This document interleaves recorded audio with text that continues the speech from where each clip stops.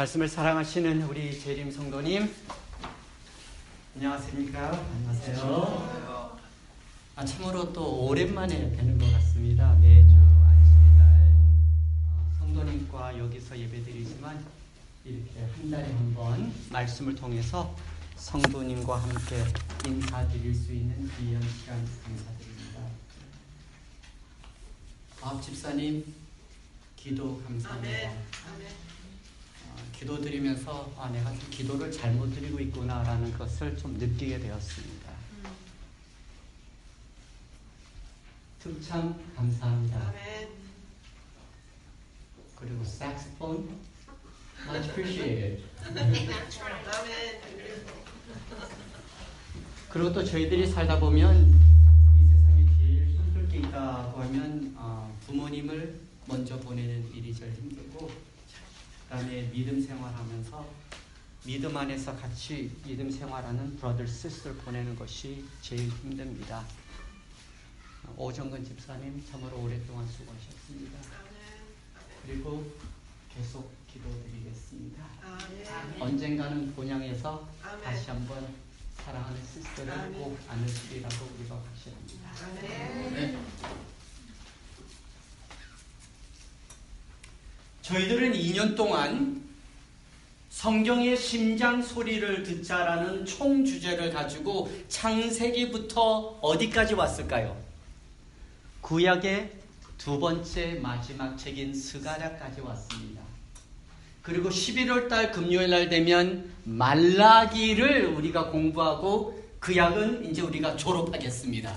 졸업식을 어떻게 해야 될지 모르겠지만 좀 생각해 보도록 하겠습니다. 그래서 오늘 준비된 설교 제목은 성경의 심장 소리를 듣다 넘버 38 스가랴, 그리고 설교 제목을 힐톱 교회의 부르심이라고 정했습니다. 성경 말씀은 스가랴 1장 3절에 있는 말씀, 저희들에게 매우 익숙한 말씀이죠. 읽어드리겠습니다. 여호와께서 이처럼 이르시되 너희는 내게로 돌아오라. 나 만군의 여호와의 말이니라. 그리하면 내가 너희에게 돌아가리라. 나 만군의 여호와의 말이니라. 너희는 내게로 돌아오라. 2022년 9월 19일 오후 1시 5분에 멕시코 서부 지역의 규모 7.6 강진 지진이 발생되었습니다. 이 7.6 쉐이크가 얼만큼 크냐면 그 지진한 장소에서 350마일을 떨어져 있어도 그 느낌을 가질 수가 있습니다.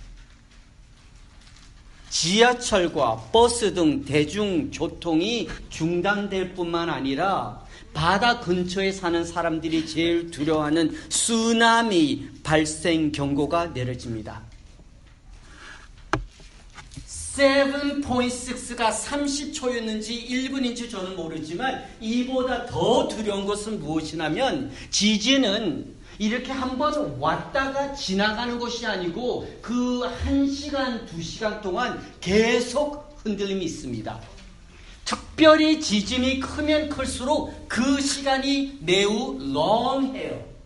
그래서 7.6 지진이 1시 6분에 터졌는데 3시 동안 2시간 기간에 76 times, 한국말로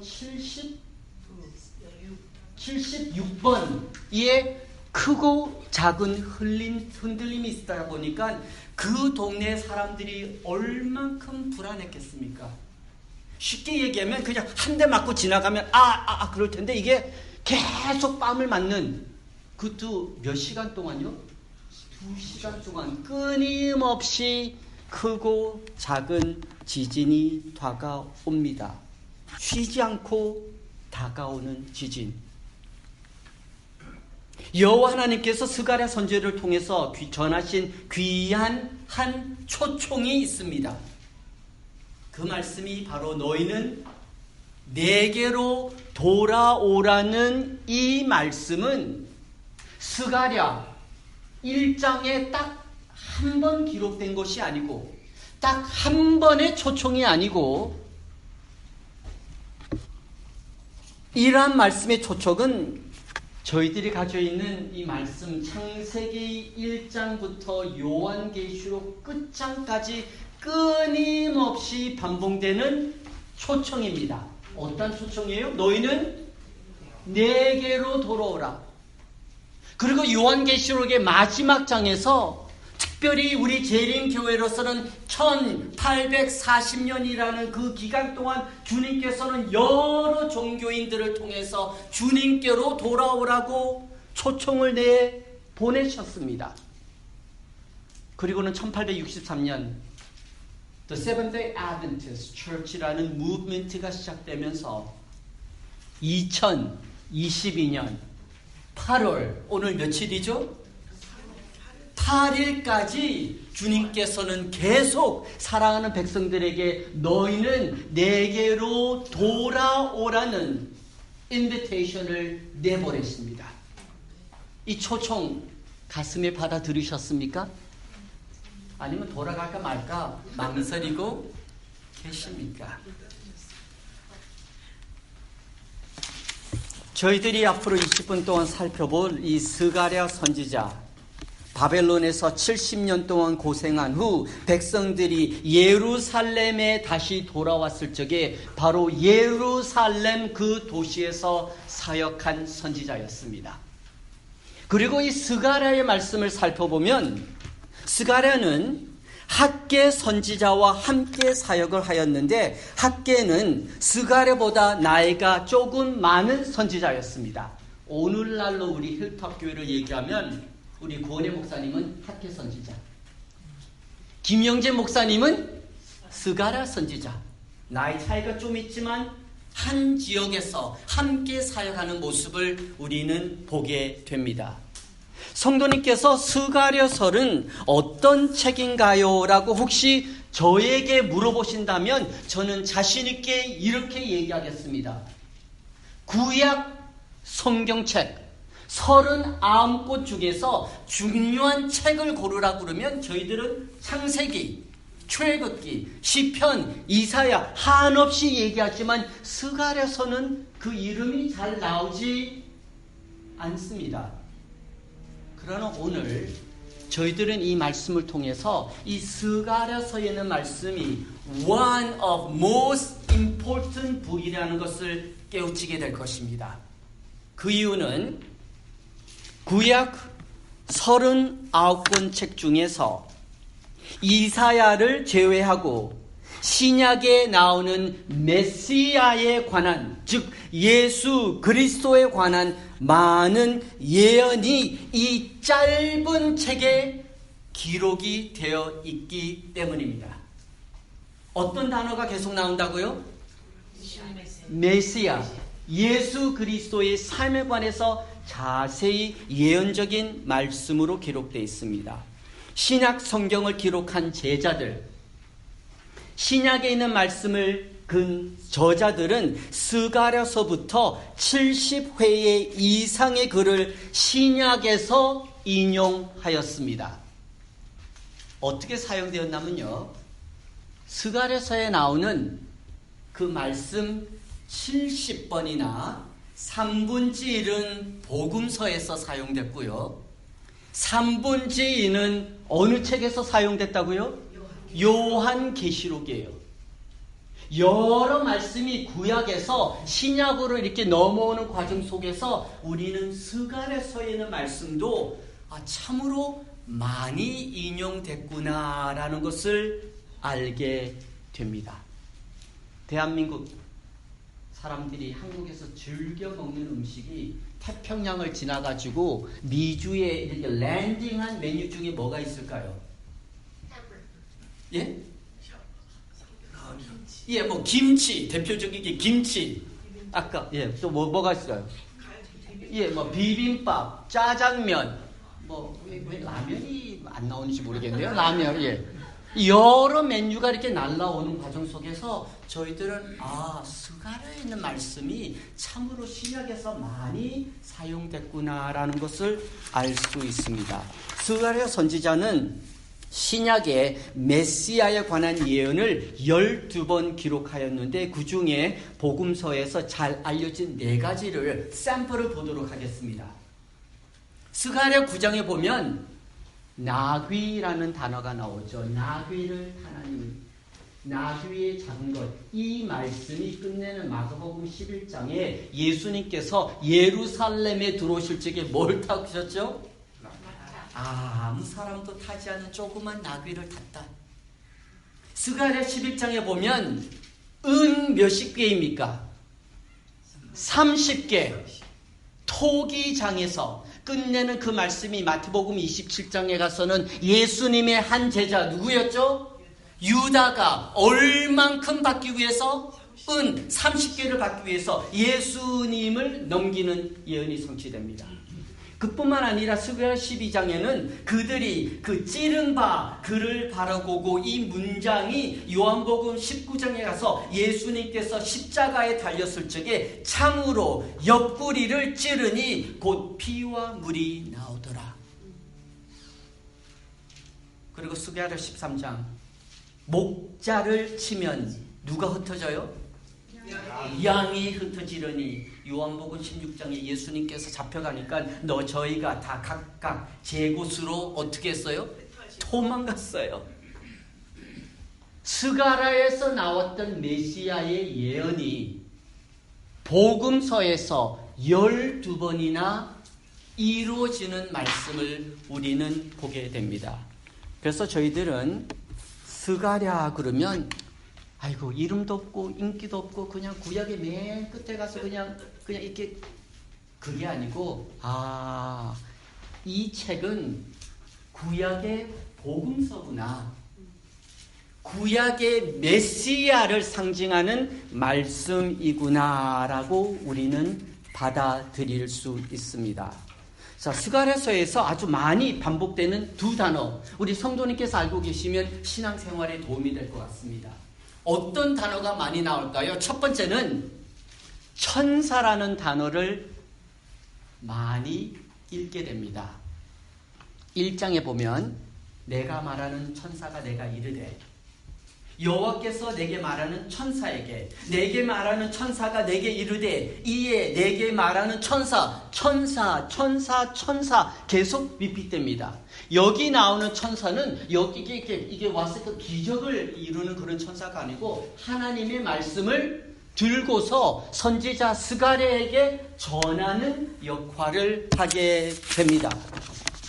저희들은 구약에 보면 천사의 사역이 참 많이 기록된 책을 창세기라고 생각합니다. 창세기 1장에서 50장을 읽어보면 정말 천사의 사역이 자세히 기록되어 있죠. 아브라함에게 나타나고 사람에게 나타나고 야곱하고 씨름하고 소돔과 골리앗 심판할 때다 소돔과 고모라 심판할 때도 천사가 나타납니다. 그런데 창세기에서는 천사의 사역이 15번 기록되어 있는데 그보다 조그만 스가랴는 1장에서 14장에 천사의 사역이 20번이나 나옵니다. 그만큼 천사, 즉 하나님의 말씀을 전하는 그 사역의 중요성이 자세히 기록되어 있습니다. 두 번째로 많이 반복돼서 나오는 단어가 스가랴에 어떤 단어냐면 예루살렘이라는 단어입니다. 스가랴 책에서 한 40번이 나오는데요. 12장에만 읽어도 예루살렘이라는 이 단어가 11번이나 나옵니다. 다 읽지 않겠습니다. 그러나 위에 보면 내가 예루살렘으로 그 사연, 내가 예루살렘에서 예루살렘 계속 리핏됩니다. 스가랴 시대에 선지자든 그 도시에 살고 있던 백성이든 하나님의 관심은 예루살렘이었습니다. 왜요? 예루살렘의 성전이 회복되어야 됐고 예루살렘에 머무는 백성들이 주님께로 돌아왔어야 됐고 예루살렘은 유대인 삶의 중심이었고 예루살렘은 팔레스타인 지역의 전도의 중심 센터였습니다. It was 유대인들의 삶에 유대인들의 믿음 생활에 있어서는 매우 중심 역할을 하였습니다. 스가랴 시대에 천사 하나님의 말씀을 전하는 예루살렘이 그들의 신앙생활의 중심이었다면 우리 힐탑 코리안 성도님께 여쭤봅니다. 오늘 믿음 생활 21세기 하는 저희들은 스가랴 시대의 천사 예루살렘이 그들의 신앙생활의 중심이었다 그러면 오늘 저희들의 중심은 어떠한 두 단어 속에서 우리가 믿음 생활을 해야 될까요? 바로 이 두 단어입니다. 성령 충만함과 본향입니다. 스가랴의 천사의 역할은 하나님의 말씀을 전하는, 딜리버리하는. 오늘 저희들이 신앙생활 건강하게 자라고 아름다운 열매를 맺고 뿌리가 깊어지기 위해서는 오늘날 저희들은 어떠한 경험 속에서 살아야 할까요? 성령 충만함입니다. 진리를 알고 진리를 가지고 있는 것도 중요하죠. 7일마다 돌아오는 제7일 안식일을 기억하는 삶도 중요합니다. 그러나 나머지 시간에 우리가 어디에 있든 어떤 환경에 있든 몸이 건강하든 약하든 우리의 마음속에는 성령 충만함을 위해서 기도하시는 재림 성도님이 되셔야 합니다. 성령 충만함을 위해서 기도하지 못하고 간구하지 못한다면 오늘 성도님과 저는 여기 앉아 있다 할지라도 주님께서 템퍼처를 재촉해 우리는 드라이 본밖에 되지 않아요. 성령 충만합니다. 오늘 저희들이 큰 집에 살든 조그만 집에 살든 어떠한 환경 속에 있든 우리의 믿음과 우리의 눈동자는 어디를 향하여야 될까요? 본향입니다. 오늘 사랑하는 성도님께서 너무 자녀들을 바라보면서 큰 시험 받지 않기를 바랍니다.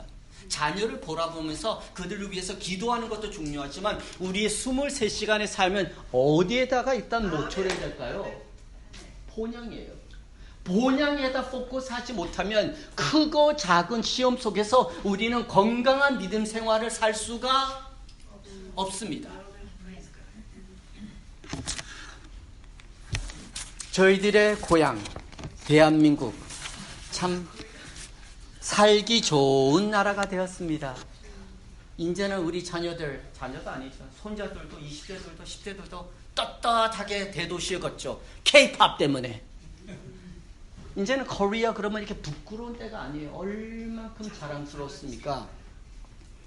그러나 지난해 한국인 사망 원인 1위는 10대, 20대, 30대는 자살이에요.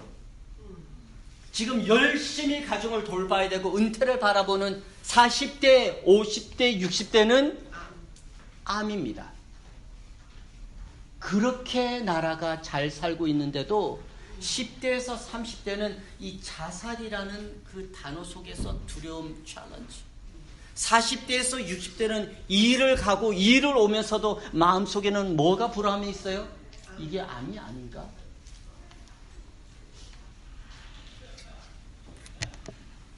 지난해 대한민국 하루 평균 자살 사망자 숫자는 24시간 시간에 37명입니다. 아침에 일어나서 새끼 먹고 저녁에 자고 아침에 일어나면 태평양 지나서 대한민국의 10대, 20대, 30대 37명이 쓰러져 있어요. 아니 쓰러져 있는 거 아니죠. 삶을 포기하면서 이것을 365일로 계산하면 숫자는 13,335명이에요. 직장에서 열심히 사는 40대, 그 어린아이를 키우기 위해서 50대 부모들은 자녀들을 대학교 보내기 위해서 열심히 뛰어야 되는 60대가 되면 이제 아름다운 은퇴를 바라봐야 될 그 나이에 사람들이 대한민국에서 뭐 때문에 떨고 있습니까? 암. 이 암의 퍼센트를 보면요, 대한민국에 있는 40대 28%가 암 때문에 고생합니다. 숫자는 50대 가서는 더 늘어요. 몇 퍼센트예요? 35. 크고 작은. 그런데 60대 가서는 이제는 좀 마음 편하게 내려놓고 살아야 되는데 그 퍼센트는 제일 높습니다. 그리고 70대 가면 숫자가 떨어지고 80대 돌아가면 이제 좀 안정감을 느껴요. 그러니 40대, 50대, 60대들이 얼만큼 심리적으로 힘들겠습니까? 스가랴 시대에 하나님이 사랑하는 백성들은 천사와 예루살렘이라는 그 중심으로 믿음 생활을 했다 그러면, 대한민국 잘 사는 나라가 오늘 자살과 암으로 고생을 한다 그러면, 미주의 힐톱 교회 남가주에 있는 저희들은 어떤 두 단어 중심으로 믿음 생활을 하셔야 돼요? 성령 충만함을 위해서 기도하며 우리의 삶은 본향으로 가는 데일리 준비하면서 사는 백성들이 힐톱 재림 성도님이십니다.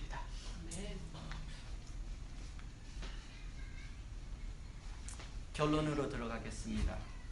스가랴서에서 매우 중요한 단어를 얘기하라고 그러면 저는 두 성경절을 소개해드리고 싶습니다. 우리 성도님들께 매우 익숙한 단어죠. 1장 3절 너희는 내게로 돌아오라. 4장 6절 만군의 여호와께서 말씀하시되 이는 힘으로 되지 아니하며 능으로 되지 아니하고 오직 나의 신으로 되느라. 주님께로 돌아가는 것은 저희들의 소망입니다.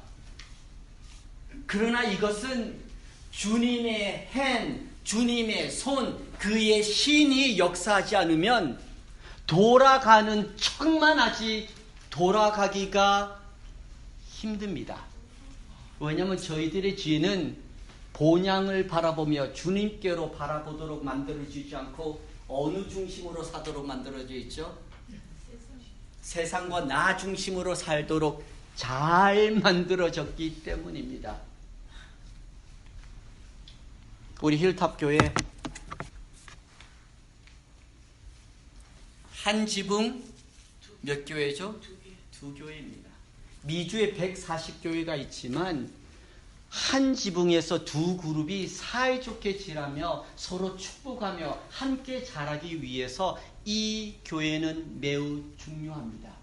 제가 몇 번 여기서 지금 영어권들하고 예배드리면서 느낍니다. 성도님께서 안 드렸더라면, 안 계셨더라면 이 영어권 교회가 얼만큼 외로웠을까 생각을 여러 번 해봅니다. 성도님이 안 계셨으면 그들의 기도는 바보로 제대로 받아들일 수 없습니다. 문장이 좀, 성도님의 기도가 없었더라면 힐탑 교회가 건강히 자랄 수가 없습니다. 성도님께서 드려주시는 그 헌금으로서 2세들이 2-3년 동안 자랐습니다. 성도님께서 무겁게 준비해 오셔서 들고 오는 그 팔락으로 맛있게 기분 좋게 믿음 생활을 합니다. 그러나 우리 힐탑 교회의 부르심과 우리 힐탑 교회의 기도와 우리 힐탑 교회에 간절함이 있다 그러면 그것은 1세든 2세든 3세든 영어권이든 한국어권이든 저희들은 모두 다 어디로 돌아가야 돼요? 주님께로 돌아가는 이 부르심이 오늘 힐탑 교회의 사명이며 부르심이며 오늘날 저희들의 기도입니다. 영어권 우리 자녀들, 아직도 돌아오지 못했던 우리 자녀들을 바라보면서 함께 돌아가는 데 있어서는 주님께서 허락해 주신 소콜 이는 힘으로 되지 아니하며 능으로 되지 않고 오직 나의 신으로 된다는 이 믿음 하나만은 저희들이 포기하지 말아야 합니다.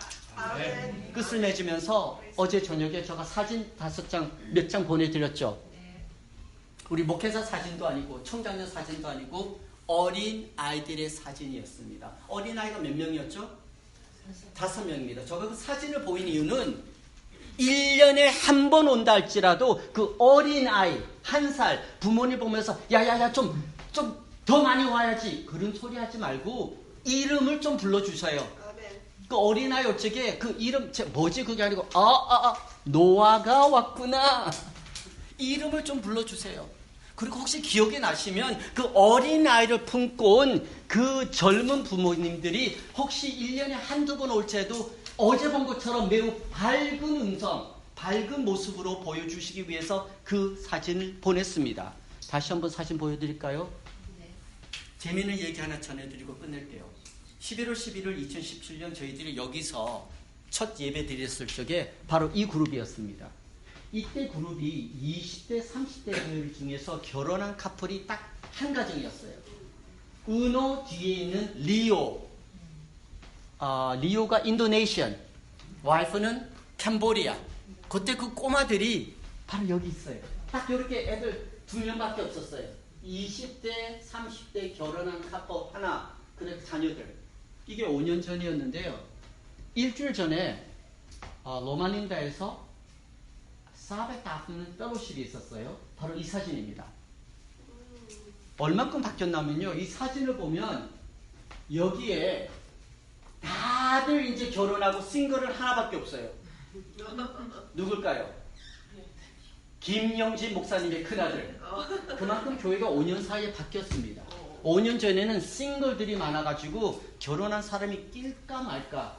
지금은 결혼한 사람들이 14가정인데 8가정이 꾸준히 오고 7가정은 on and off 합니다. 그만큼 교회가 바뀌다 보니까 제가 이 사진 보내드렸죠. 거기 보면 부모님들의 이름이 있고 어린아이 기도가 있죠. 이름이 있죠. 오늘 아까 안교 순서 누가 하셨죠? 집사님이 하셨나요? 네. 집사님 오늘 저희 설교를 하시는 줄 알았어요. 우리 넥스트 제너레이션 어린아이 위해서 기도하자. 바로 이 자녀. 이 자녀들과 저희들 함께 주님께로 돌아가는 것이 오늘 저희 교회의 부르심이며 사명이라는 사실을 전해드리면서 아멘. 말씀을 마치도록 하겠습니다. 기도드리겠습니다. 말씀의 하나님, 구약에 조용히 자리 잡고 있는 스가랴서를 바라보면서 거기에는 미래의 메시아에 관한 소식이 있다는 좋은 소식을 가르쳐 주셔서 감사를 드립니다. 그리고 주님께서는 창세기 1장부터 오늘까지 쉬지 않고 내게로 돌아오라는 그 귀한 말씀이 오늘 저희 교회의 사명이 될 수 있기를 기도드리며 부르심으로서 받아들이겠습니다. 사랑하는 자녀들과 손자 손녀들과 주님께로 돌아가기 위해서는 어떤 기술적인 프로그램이 아니고 오직 성령께서 허락하실 적에 가능하기 때문에 그러한 은혜이며 그러한 기적을 저희들이 경험할 수 있도록 쉬지 않고 기도 드릴 수 있는 입술을 허락해 주시기를 기도드립니다. 비록 우리 자녀들과 2세들이 저희들의 눈과 신앙생활에 거칠고 눈에 보기가 참 불편한 일들이 일어난다 할지라도 주님께서 40년 동안 40년 동안 은혜 위에 은혜를 베푸신 것처럼 저희들에게도 인내심을 허락해 주셔서 쉬지 않고 포기하지 않고 자녀들을 바라보면서 기도드릴 수 있는 백성이요 성도요 부모님이 될 수 있도록 큰 은총을 허락하여 주시기를 예수 그리스도의 이름으로 기도드리옵나이다. 아멘.